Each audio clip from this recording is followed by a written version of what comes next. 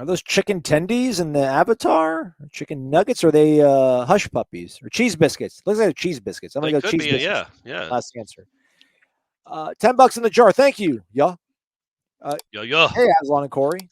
You made predictions on who will be in the starting five on the offensive line, but who do you predict is the starting four on the defensive line versus LSU? Have Jared Verse, Fabian Lovett, Daryl Jackson, Patrick Payton. That's a good four. I might throw Fisk in there instead of Jackson. Okay. Not because of the waiver, by the way, just because if Jackson has his waiver, he's going to play a lot. And quite frankly, it doesn't really matter who starts in the middle. They're all going to play Farmer, Lovett, Jackson, and Fisk, or as Michael Langston calls him, Fisky. They're going to play a lot of snaps. They're all going to get kind of starter reps. Don't you think, Aslan? Like I would see if it's those four guys, they're going to be rotating in a ton.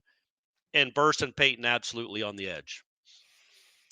Yeah, I mean, you nailed it. I just, want to know if I need to zag on this. Malcolm Ray? Yeah, right. Daniel Lyons. Yeah, I get it, man. Whoever's going to start the first play, by third down, they might be off the field and a new guy runs on the field, so it's not that big of a deal. But he wants to know the four. Yeah, that's a good one. That's a good. That's a very fair. That's the chalk. That's the chalky one. Yeah, you're right. Yeah. Fisk and Farmer would be like zagging. I'll say Fisk and Jackson. I'll put Fisk over Lovett right now. Daryl Jackson and then Verse and Payton. I hate to be that guy to reinforce cliched, Caucasian defensive players stereotypes, but was watching two plays of Braden Fisk during 11-on-11. I'm just like, I bet he's got a motor, doesn't he? He does, man. He's relentless. So he beats his guy. Yeah. And help comes for the offense. And so it's a double team now at this point. The play's going totally away from him, and he does not stop at all. He's running at 100% the entire time, even though he's enveloped in a freaking double team, and the play is completely on the other side of the field away from him. He did that twice, and I'm just like, I hate to be that guy, but I'm not probably on the podcast to say that. But I think I've always said I've watched his film. I've always kind of said he's like a Bobby Hurley on the football field. He reminds me of Bobby Hurley playing point guard for Duke, or Rex Chapman back in the day, or Joe McEwing. I'm trying to think of Chuck Knobloch. Okay. Yeah, people like that on the baseball field. That's what he reminds me of. Yeah. Tom wants to know, should we ignore all the smoke since the ACC has a holistic 8-point plan? Yes, it is holistic. That was my favorite, though. Of the many lines that I chuckled at, that one still remains my favorite. Yeah, we didn't get to talk about this with you because you weren't with us.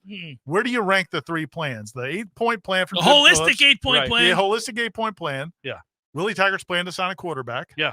And Jimbo's plan to give up play calling in 5 years. Which of those 3 is your all-time favorite plan? Well, look, if you're asking me, you guys know how big a fan I am of anything that's holistic. So it's that. I just like anything that's holistic. Usually a plan. It could be a restaurant. It could be a way of life. What if Willie had said it was a holistic quarterback signing? Well, plan? Then he'd vault to the top. And don't forget, he brought in Humberger. What was his name? Horny Humberger. It was Hornibrook, but you called him Hornswoggle for an entire year.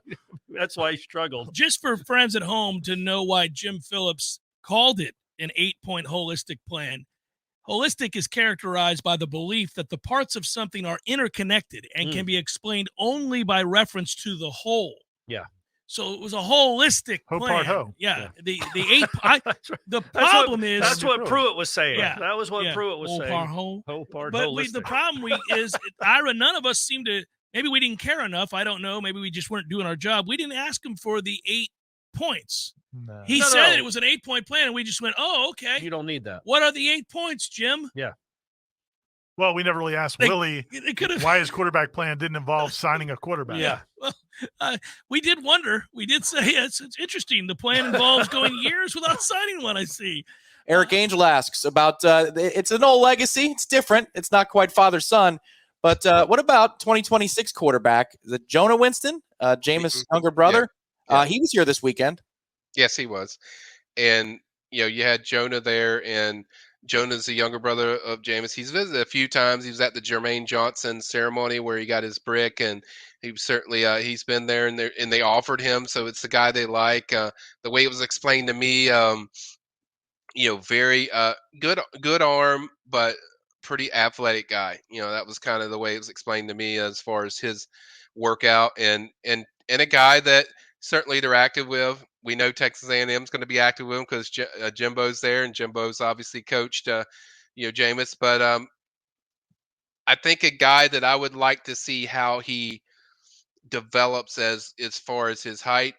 He's only 26, so you still got time, and growth spurts happen around that time. But certainly just athletic Jim, and a little bit more athletic than Kobe Jameis was at this stage, because he does a lot of just freaky things, and his speed's just really good and very good in space, and so a very good different weapon that he could do a lot of different things. I think you never saw Jameis slotting out there catching passes and stuff. So I think he can certainly do a lot of good things, and I think they like him. I think they like him for Jonah Winston, not because Jameis played here. I don't think I think it's like they were sold on just what the talent is as far as his skill. So certainly a guy that they're very active with, and they would certainly love to have. I think in this class. Back to the Tribal Council. Optimist climb. Gene, who's going to be starting at defensive tackle week 1, and we'll move down the ladder here on our left sidebar. Fabo. I think Fabo's good to go. He'll progress. He'll be good to go healthy wise. And then I'm going to go with Daryl Jackson. Nice. Throw it Take out there. that, Stan Wilcox. Take that, Stan Wilcox. Let me say something on this too, and I've been meaning to say this about Daryl Jackson. I know people keep going, the longer this waits, it's bad. I disagree. The longer that waits, the better for Florida State. And years ago, what does that mean? What is the one thing the NCAA can't stand? It can't stand lawsuits right now. They do not want to be in court in anything. And I know legally, the fact if they put this thing off till, let's say, August 25th, and they deny the transfer, they deny the waiver, you have not given them a chance to do anything. You by your negligence, by not doing it in a timely manner, you screwed the kid over. That's just going to give him a better suit against the NCAA when he brings his mother in public, and plus the public opinion on all that stuff too. It's horrible for the NCAA to wait this long and then deny him. So I am even more convinced he's going to get that waiver. There's nothing to worry about. They will be the starters against LSU. Let's go. Ira, give us some more good vibes. I'll say Fabian Lovett, and I'm going to go with the underdog. I'm going to go with, I don't know. I'm debating. I'm going to go with Dennis Briggs. I'm going to go with the underdog. What? I'm going to go with the underdog. Is this one of those like senior day things where they get one play and they pull them out? We'll see. That's not We'll against see. LSU to start a year. I think we'll see. I think Braden Fisk is going to move around a lot. I think he's going to be a guy that's a spark plug. I don't know that he's going to be. I don't know. I'm not expecting Braden Fisk to be on the field 60 snaps. Yeah. So I just feel like he's a guy you rotate in more, and I just don't know about Daryl Jackson yet. And the fact that so I'm gonna go opposite. I'm gonna zag for Gene, and I'm gonna go with a wild card there. Corey Clark. I'll go with Gene. Lovett and Jackson. That's who I like. Braden Fisk is going to play more than Dennis Briggs, though. Well, yeah. I mean, he might. Michael Langston. Yeah, I mean, all of them are great picks. I think for sure, Lovett for me. I mean, the guy is like you've shown this different examples of when he doesn't play what happens. So I think Lovett will definitely be in there. I know some have picked Daryl Jackson, some have picked Dennis Briggs. I'm going to go different. I'm going to pick Brandon Fiske. I think Brandon's going to be the guy.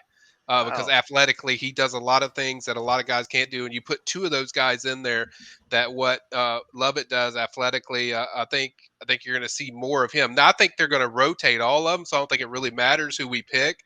I think a lot of these guys are going to rotate in. But overall, I'd pick Fiske. I like that Langston gives him pronunciation on his last name that isn't right. He goes with Fiske. Everybody else calls him Fiske. That sounds better. And he rolls with Fiske. That's why I do recruiting, man. I don't deal with the team stuff, so I leave that to you. Like it. I let you correct me and show I'm wrong. I want one of the remaining cast members to go with Josh Farmer because that would be. Yeah. Thomas, hey, our French guy. Thomas, Mr. Lasser, who you got? Well, Ira stole my thunder. I was going to pick Fabo because that's obvious, and then Josh Farmer. Let's go. There we go. Yeah, I also all you guys are like optimistic about Darrell Jackson. I like to be I'll see it when it happens kind of thing. So in my mind, it's like he's not there right now because we don't know or not. But I like Farmer there. Yeah, and by the way, guys, Matt's a Cowboys fan, so that's why he's like that. So just so you know. Another one. Hey, don't. Corey's the one that made fun of you for pronouncing the name wrong. Don't take it out on Matt. Oh, I'm gonna get Both- Corey. we're both Cowboys fans. I'm gonna get Corey back later. So I'm Hey, just waiting Michael, for the right I'm time. trying to take care of you, man. I don't know why nobody else said anything. I was like, I'm hey, telling man, you. I prefer his pronunciation. It he's gives gonna him a have little 21 flair. tackles per loss this year.